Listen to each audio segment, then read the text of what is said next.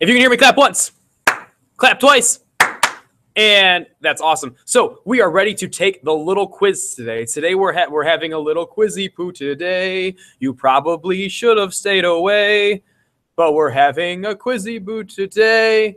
Hooray. All right, we're going to be taking a quiz today. So you've had a few minutes to go ahead and review the first 10 amendments, the Bill of Rights, and now we're going to go ahead and take it. So if you haven't already done so, please pause me right now and have the students clear off their desk with everything except for a pencil. Pause me now. All right, we're back. So what we're going to do right now is we're going to go ahead and actually begin the quiz. Quiz is set up a little bit different today because you are going to be listening to a reading selection, and then you're going to be answering questions from that reading selection onto a paper that the sub is about to hand out to you.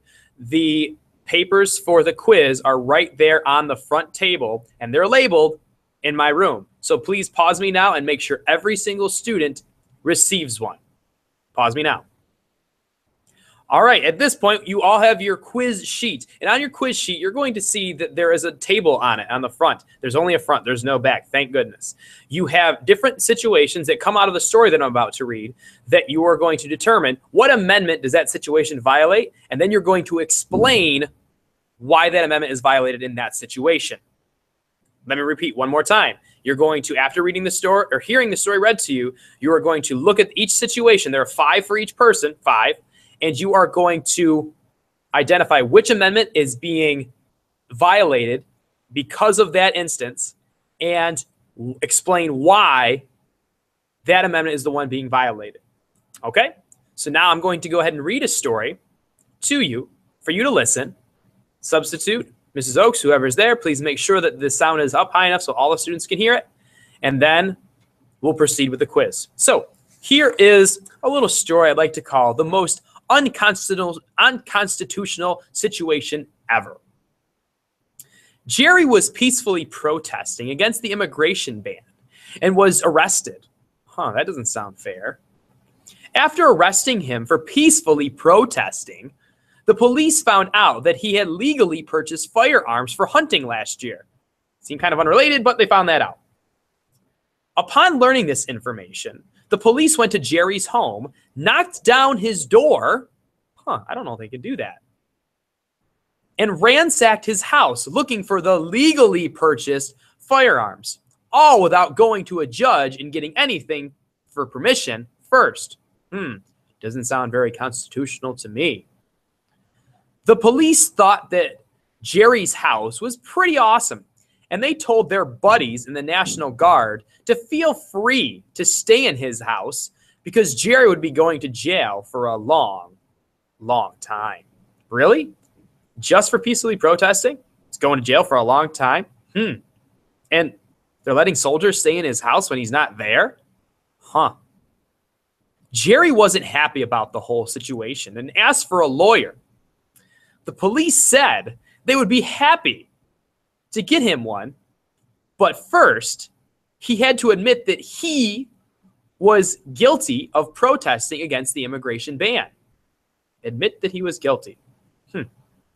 Jerry elected not to speak, though, and a lawyer was provided for him.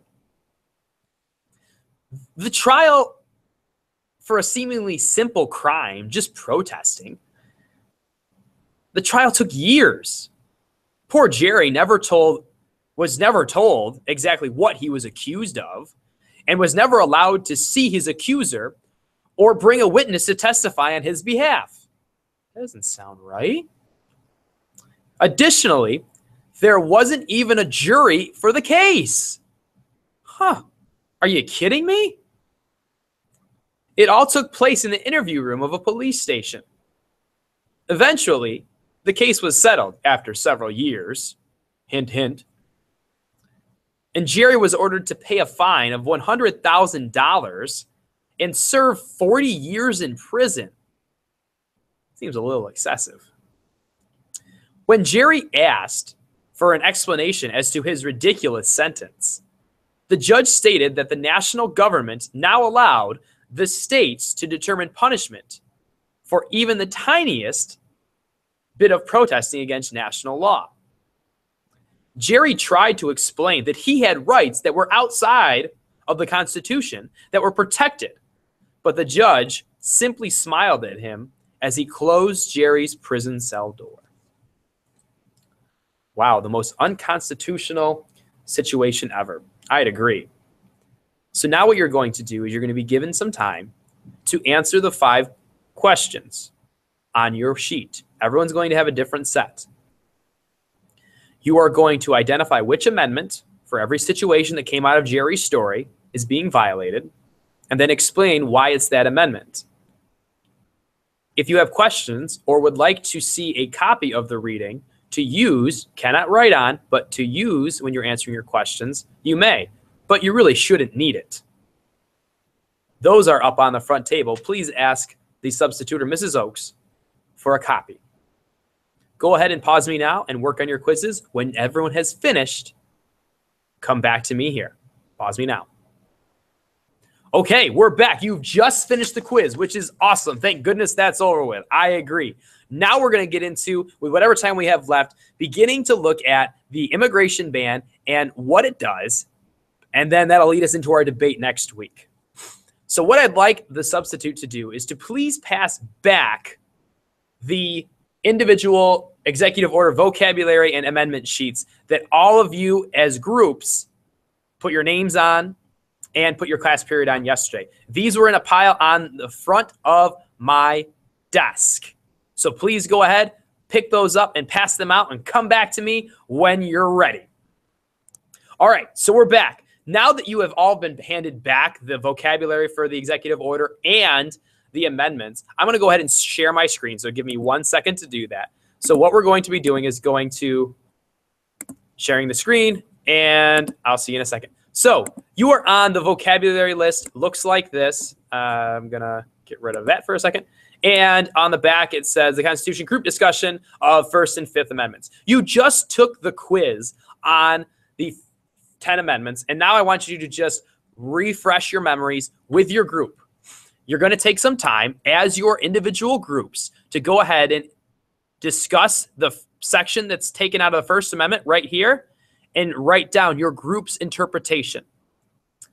Then you will discuss the Fifth Amendment and write down your group's interpretation. The due process or the due process definition is right here to help you with that, and that is right there. Now, your interpretations, they should be minimum 1 sentence. I'm thinking like 2 to 3 sentences. Go ahead and pause me for a little bit. Work on those. When you're done, come on back. All right, we're back. So with the First Amendment, hopefully you've had a chance to talk about it with your groups, and go over it as a full group. So with the First Amendment, Congress shall make no law respecting an establishment of religion or prohibiting the free exercise of it. Basically, it's saying that no one can pass a law that restricts someone's religion or persecutes them because they practice a certain religion. Remember, these 2 amendments really fall into play with the immigration ban, so they do apply. And the Fifth Amendment, no person shall be held in jail for a crime without being charged, nor shall any person be tried twice for the same crime. We know that. You can't be tried twice for the same crime. No one, nor shall be compelled to testify against himself, can't testify against yourself, plead the Fifth, don't talk, or deprived of life, liberty, or property without due process of law. Due process of law is a person's right to a fair treatment through the normal judicial system. So your right to fair treatment under the law. So that should have been some of your group interpretations. Now what I'd like you to do is you're going to flip back to the front as a group, and you're going to take some time to just read through the 1, 2, 3, 4, 5 vocabulary words, their meanings, and a symbol. And make any notes that might help your group remember what those words mean when you're doing your reading coming up. So again, you've got foreign, refugee, suspension, visas, and terrorists.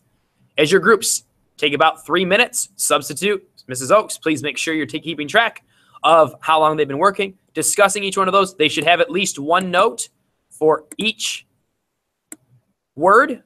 Once you've done that, you will go ahead and share out as a group. What did they come up with? What were their thoughts? And then come back to me. Please go ahead and pause me now.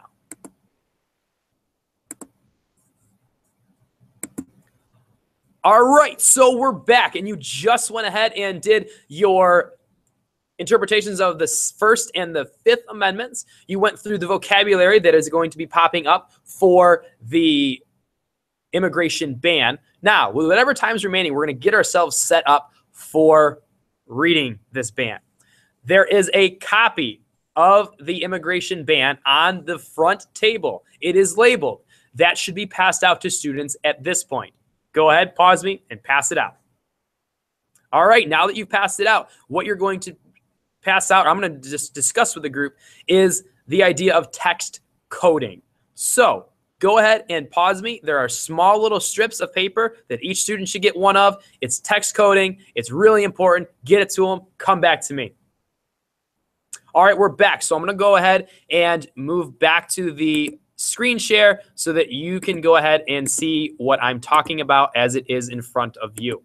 Alrighty, so you have got the executive order in front of you, and you have a strip that looks like one of these four. They're all the same. They're just multiple copies. That's called Executive Order Text Code.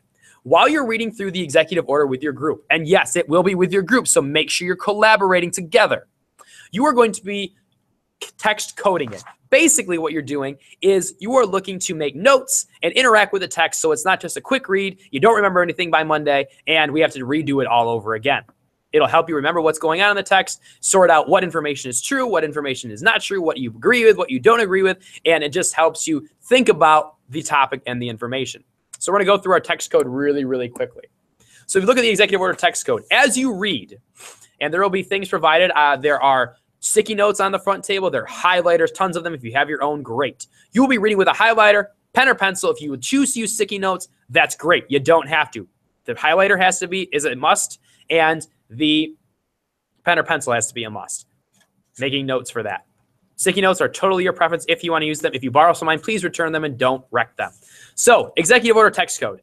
While you're reading, if you find any information you agree with, it kind of goes back to the question we had yesterday in class. Any information you agree with, you are going to highlight it and put an A next to it. So highlight and put an A next to it. It's something I agree with. Yeah, I agree with what that's saying. If there's anything that is written in there that you disagree with, you will go ahead and put a D, capital D, and circle it. Information stated in the document you disagree with.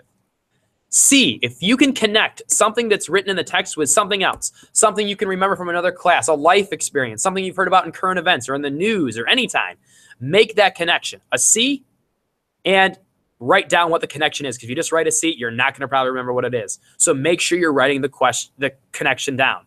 And Q, that's the last part. If you have a question you're reading, you're like, I don't understand this word, I don't understand what that means, highlight it, put a Q. Write your question in. Make notes. So, and at the bottom, as you read through the executive order with your group, you should be interacting with the text using this code. Again, I'm just going to refresh. A, what you agree with. D, what you don't agree with. Maybe make a note about why you agree or don't agree with it. This should not be just a highlighted piece of paper with a couple letters circled. It should have notes that goes along with each thing that's highlighted. C, a connection that you can make between the text and something else. Make sure that you actually write down the connection. And Q, a question. Write it down after you highlight and label it as a Q. That's what you should be doing as you go through this executive order. This is challenging, but it's something that you all can do. So I'm going to come back here for a second. Hello again. So that's pretty much how we're going to finish class today. It's going to be amazing. It's going to be beautiful. America's going to be great again because you're all working on this. Thank you. So your text coding. Now, maybe you're not sure what your text code should look like. Again, you need to have highlighting. You need to label with the letters. You're going to be able to take that home. And then you are going to make some notes. Here is mine. And you can kind of see, I'm going to hold it up. It's backwards, I know. But you can see that I've highlighted. I've got notes next to it. There are letters to show what I was looking at and what my thoughts were. There's brackets in like that. This is a text that's been worked with. It's been interacted with. And that's the expectation for the rest of class. That's what you're working on. If you have time, please go ahead and come back to me. If you run out of time, please make sure, this is for the teacher, for Mrs. Oaks, the students take this home with them. They leave their highlighters, they leave the sticky notes, their sheets, these that they all wrote their stuff down on, that gets handed back to the substitute or to Mrs. Oaks before they leave. So the two piles that they should have is the pile of group work stuff, the vocabulary and the amendments, and you should have a pile of quizzes for each class, paper clipped, put on my desk. I will be right across the hall if you need anything, and I'll be checking in all day. You guys have a great day, have a great weekend, and we'll see you on Tuesday. Have a good one.